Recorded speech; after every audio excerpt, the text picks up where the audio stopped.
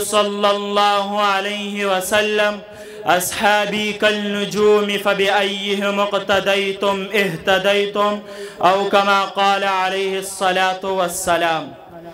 خدا کی راہ میں کیا کیا دکھ اٹھائے ہیں صحابہ نے، خدا کی راہ میں کیا کیا دکھ اٹھائے ہیں صحابہ نے، محبت میں نبی کے سر کٹائے ہیں صحابہ نے، گلے میں توق سینے پر ہے پتھر خون بہتا ہے، مگر توحید کے نعرے لگائے ہیں صحابہ نے، خوشی سے رقص کرتے تھے وہ تلواروں کے داروں پر، خوشی سے رقص کرتے تھے وہ تلواروں کے داروں پر، وفا و عشق کے جوہر دکھائے ہیں صحابہ نے۔ محترم علماء کرام اور دور دراز سے آنے والے مہمانان، السلام علیکم ورحمۃ اللہ وبرکاتہ۔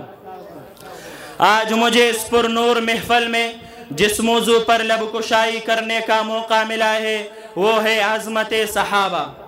معزز سامعین، آپ حضرات بخوبی جانتے ہیں کہ وہ ہستیاں جنہوں نے امام الانبیاء، خاتم الانبیاء، ساقی کوثر، شافی محشر حضرت محمد صلی اللہ علیہ وسلم کو ایمان کی حالت میں دیکھا ہو اور ایمان ہی کی حالت میں ان کی موت آئی ہو، تو ایسے خوش نصیب حضرات کو صحابی رسول کہتے ہیں۔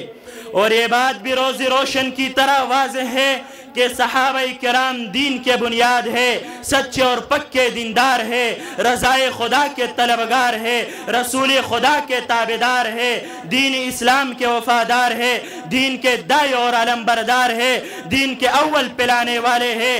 انہوں نے آقا نامدار صلی اللہ علیہ وسلم سے براہ راست اور بلا واسطہ دین حاصل کیا اور ہم لوگوں تک پہنچایا۔ یہ وہ مبارک جماعت ہے جس کو رب کائنات نے اپنے محبوب کے محبت کے لیے چنا، جو بلا شبہ اس امت کا افضل ترین طبقہ ہے۔ قلوب ان کے پاک تھے، علم ان کا گہرا تھا، نور وحی سے ان کا وجود منور تھا، تکلف اور تسنا ان میں قال عدم تھا، جذبہ اسلام سے سرشار تھے۔ یہ وہ مقدس طائفہ ہے جن کے استاد رسول اللہ، ان کا طریق سنت نبی اللہ، ان کی درسگاہ بیت اللہ اور ان کی نصاب کتاب اللہ تھی۔ نعرہ تکبیر، نعرہ تکبیر، عظمت صحابہ، عظمت صحابہ۔ معزز سامعین، یہی وجہ ہے کہ رب کریم نے اپنے کلام مقدس میں صحابہ کرام کے اس برگزیدہ جماعت کو کہے اولئک هم المؤمنون، کہے اولئک هم المفلحون، کہے اولئک هم الراشدون، کہے اولئک هم المؤمنون حقا سے ان کی تقوی کی گواہی دی اور کہے رضی اللہ عنہم ورضوا عنہ کا مسردہ سنایا۔ آخر ایسا کیوں نہ ہو، یہ وہی صحابہ ہے جو زبان کے پکے اور قول کے سچے تھے، حیا کے پیکر، عفت و عصمت کی تصویر تھے۔ انہوں نے اپنی نبی کے ابروں کی خاطر، اسلام کی عظمت کی خاطر، اللہ کے پورے دین کو پوری دنیا میں بلانے کے خاطر اپنے بیویوں کو بیوہ کروایا، اولاد کو یتیم کروایا، گھر سے بے گھر ہو کر، وطن سے بے وطن ہو کر پوری دنیا میں اسلام کا پرچم لہرایا۔ اور اسی وجہ سے میرے محبوب نے فرمایا کہ میرے صحابہ ستاروں کے مانند ہے، جس کی بھی اقتداء کرو گے، جس کی بھی پیروی کرو گے، ہدایت پاؤ گے۔ شاعر کہتا ہے وہ چاند جو روشن ہوا بطحا کے افق پر، اس چاند کے تابند ستارے ہیں صحابہ، اسلام کے عظمت کے مینارے ہیں صحابہ، گو چاند محمد تو ستارے ہیں صحابہ۔ معزز سامعین، آئیے ذرا غور کیجئے کہ میرے نبی کے ان جان نثاروں کو یہ مقام کیسے حاصل ہوا، رضائے خداوندی کے پروانے انہیں کیسے ملے۔